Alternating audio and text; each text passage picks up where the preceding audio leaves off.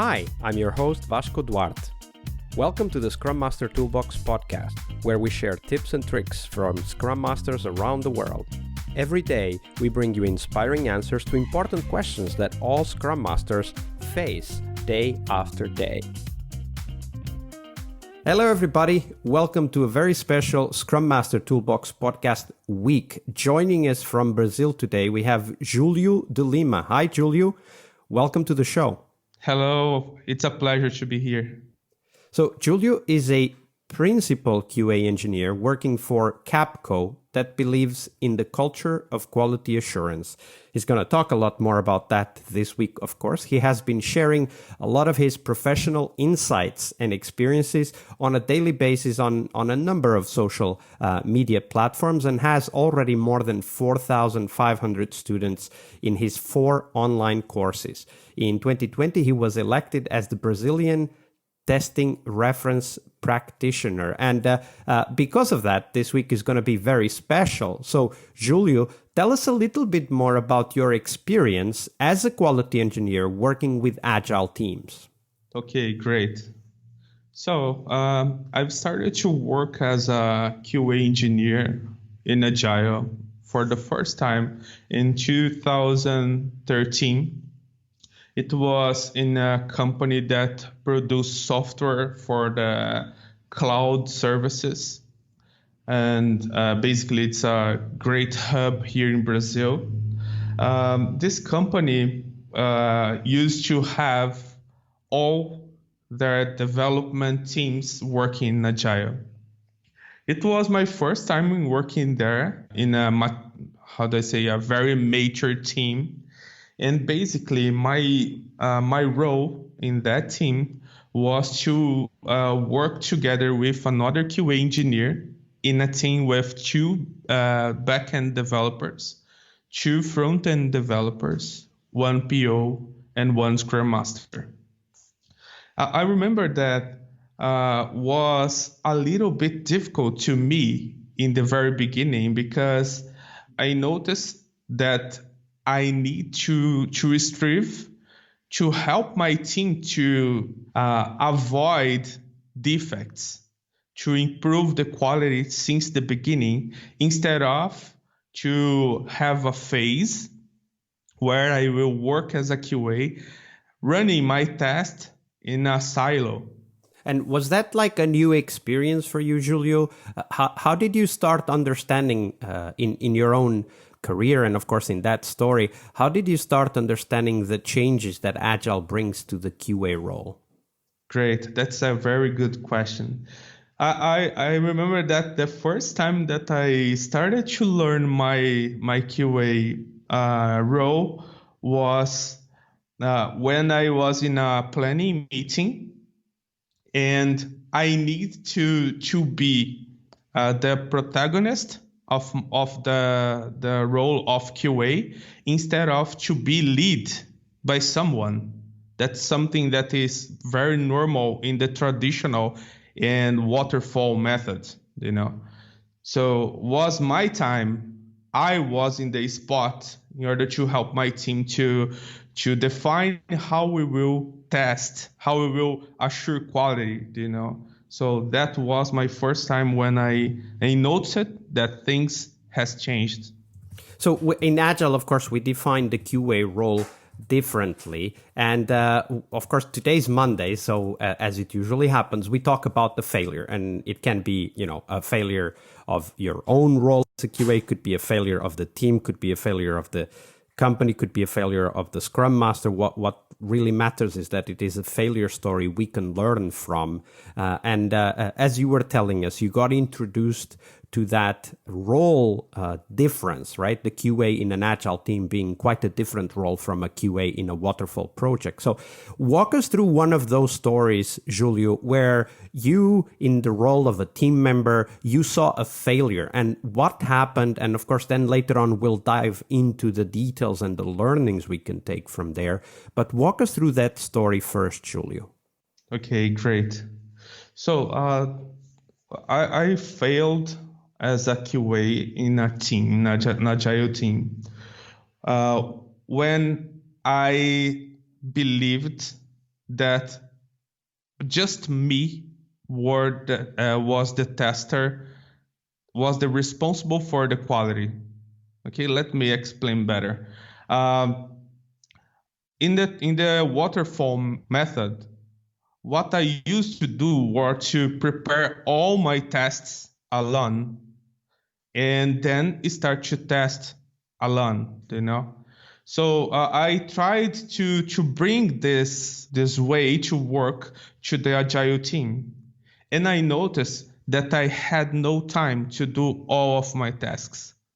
So I compromised my teamwork because I tried to do things alone instead of to do this collaboratively.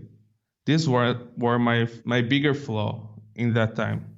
And when you think about that today, and with the benefit of hindsight and a lot more experience, obviously, when you look back, what do you think can be done differently? And let's focus on the whole team perspective, right? So, what does an agile team do in that situation? How do they help the QA, and of course, how does the QA help the team when we go from waterfall to agile, which implies and requires a different perspective from the QA role?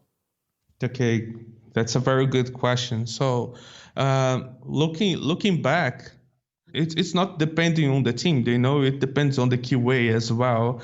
The QA should understand that now the work should be collaboratively, and the team should understand that the QA, differently than the waterfall when they were in a silo, now they are in the team, and then the team is responsible for the quality. So I believe that the QA should be willing to say, hey team, I would like to share my experiences, my techniques on QA, and the team should be aware of the QA will not be able to do all the things alone. I need to help on the test script, maintenance, and creation. And I will learn from the QA about quality, and I will teach the QA about development and architecture, in order to work collaboratively.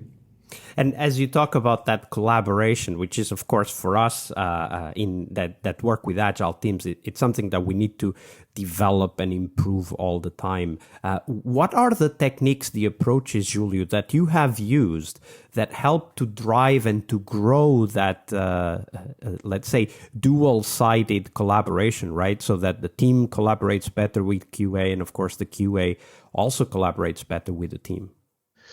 So one technique that is very good, that has working very well, is the pair testing and pair coding.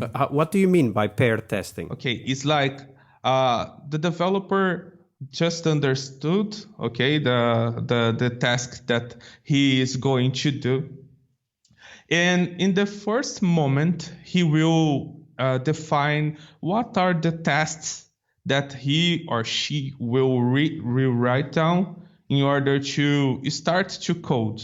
But he or she is not good in testing. So they ask to work in pair with the testing, the tester or the QA. And then they start to think together about what kind of tests can prove that task will be achieved. Yeah, so it's a little bit like developing the test strategy and the test cases together between developer and QA, right? Yes. But think on this in the very beginning activities on development. For example, I instead of to have the developer thinking first about the code that they will develop. For example, I will need to create a class. I will need to create a database. They will start thinking about how to prove that task that they are going to implement will be working after coding, So it's the very beginning in order to avoid defects since the beginning, So for Scrum teams, it would be almost like talking about test cases as we refine the stories, right? And even translate some of those to acceptance criteria. Yes, it can be done in that phase. Yes. So this reminds me of something I heard a long time ago. A bunch of friends were developing this concept of automated acceptance testing, and then they developed this idea of acceptance test driven development. So it's kind of bringing the test to the beginning of the definition of the requirements and creating an executable test definition that then gets used by developers later on to validate that what they've produced is actually according to what was agreed to be produced. Is this something like that, Julio? Yes. You can think about acceptance tests, or you can also think about like test-driven development. That is when we talk about acceptance tests, we are looking to achieve the user view, and then use that view to create the software. Absolutely. So this is a little bit. I think it kind of illustrates a lot of what collaboration means in agile teams, and I wanted to ask you that and see what you think, because a lot of what happens in agile teams, in my own experience, is that we are kind of compressing into a very short time frame what works in a waterfall project, but rather than trying to use the same sequence that we used to do in waterfall projects, where you do, for example, requirements, architecture, design, development, and then testing at the end, we are actually reversing the order of the steps in order to be able to compress everything into 2 weeks. So we might be doing, just like you said, we might be doing the development of the test cases at the start as we develop the requirements before even a developer has thought about architecture and design. And that is, at least in my experience, what allows us to compress a process that used to be in a different sequence into a 2-week sprint, for example. Is that how you see it, Julio? Perfectly. It's exactly the way I see. And this is my point, if you QA don't see that has changed, and if you developers or POs or Scrum Masters don't see that the QA should be now used by the team as the mentor of quality, since the very beginning, we can't be able to win in this new context. Absolutely. That's a great conclusion for this episode. Thank you very much, Julio. You're welcome. Monday is about what we learn from our obstacles and our failures. But tomorrow is Team Tuesday here on the Scrum Master Toolbox podcast. We explore teams and their journeys, the habits they develop that threaten their performance, how each of our guests helped their teams evolve, and the one key lesson they learned from that experience. We really hope you liked our show. And if you did, why not rate this podcast on Stitcher or iTunes? Share this podcast and let other Scrum Masters know about this valuable resource for their work.